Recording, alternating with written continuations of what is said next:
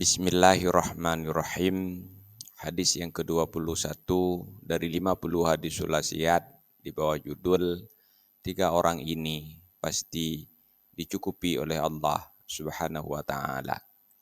Dalam sebuah hadis yang diriwayatkan dari Abi Hurairah radhiyallahu an, beliau berkata, qala Rasulullah sallallahu alaihi wasallam, telah bersabdalah Rasulullah sallallahu alaihi wasallam, salah satun hakun 'alallahi ayyughniyahum.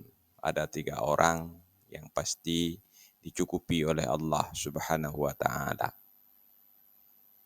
Al-mukatabul lazi yuridul adaa. Yang pertama, seorang sahaya yang ingin menebus dirinya. Wa nakihu yuridul ifafa. Yang kedua, seorang lelaki yang ingin menikah karena takut zina. Wal mujahidu fi sabilillah. Dan yang ketiga, orang yang berjihad di jalan Allah.